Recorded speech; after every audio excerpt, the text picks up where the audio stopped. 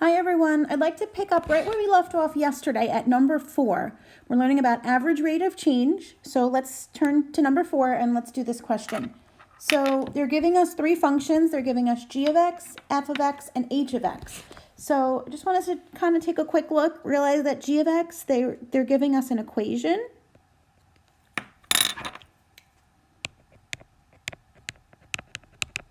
Okay, and f of x, they're giving us a table. And in h of x, they're giving us a graph. And this is a Regents question. The Regents does like to do this where they kind of mix up the way they're giving you the equation, table, graph, all different types. Okay, so it's telling us the correct list of functions ordered from greatest to least by average rate of change over the interval 0 to 3. That 0 to 3 is very important because they're telling us we want to look when x is 0 and we want to look when x is 3. Okay.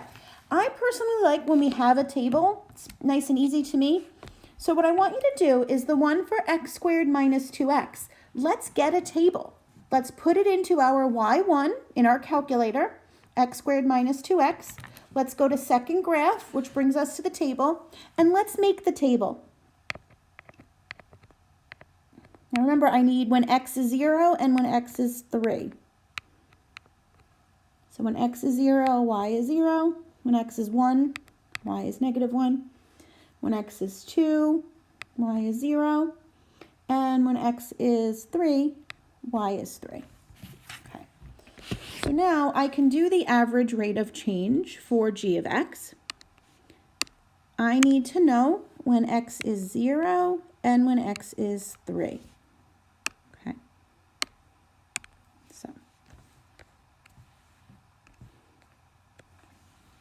So for g of x, I have the point 0, 0, and I have the point 3, 3. So yesterday, we labeled our x1, our y1, our x2, and our y2. So let's label this x1, y1, x2, y2.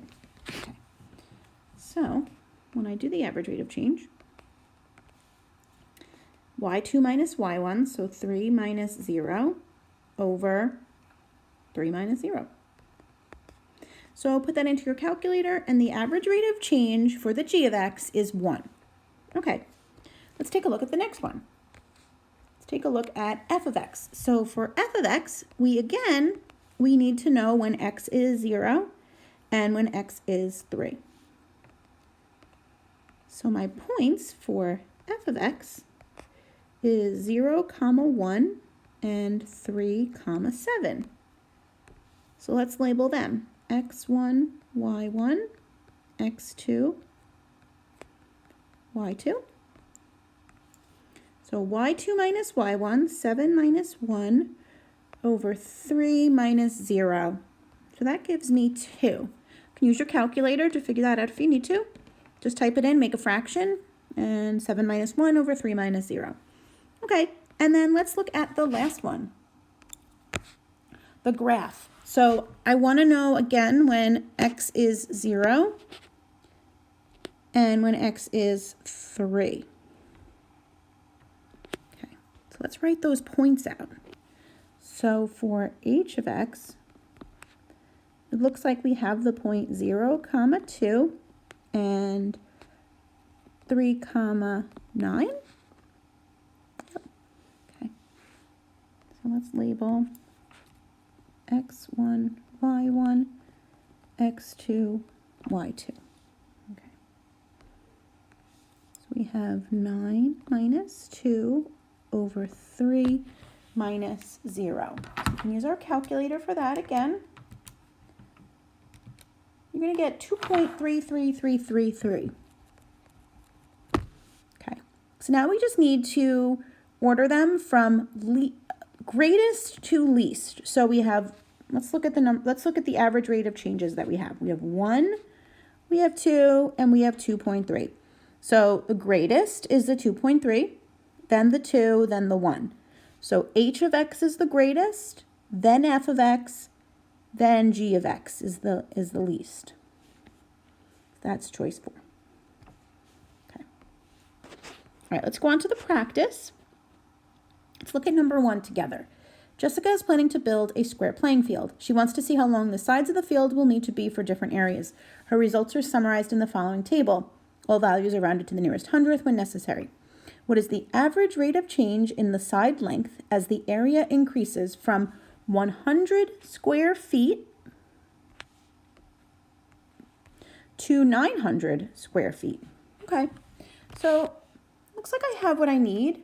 Remember, we're looking for 2 ordered pairs. So I have 100,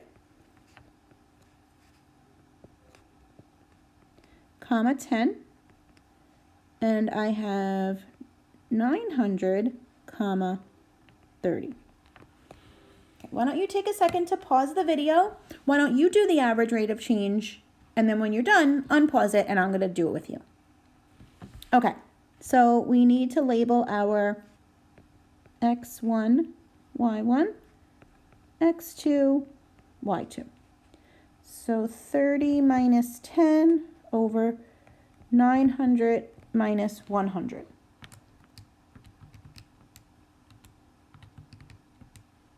Okay, and we get 0.025, choice 1. Okay. I'm going to do number 2 with you. It says calculate the average rate of change of y equals 1/2 x squared minus 1 from x equals 2 to x equals 4. I can plug in 2 and I can plug in 4 to get my y values because that's what I'm looking for. I'm looking for 2 and 4. But the other thing you can do is put it into your y equals and get a table of values. I always find that just a little bit easier.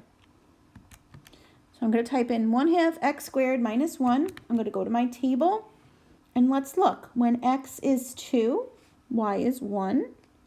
And when x is 4, y is 7. Okay. x1, y1, x2, y2. Okay, so again, why don't you pause the video, figure out the average rate of change, and when you're done, come back. Okay, so y2 minus y1, 7 minus 1 over 4 minus 2. And we get 3. Average rate of change is 3. Okay, so what I'd like you to do on your own is 3 and 4.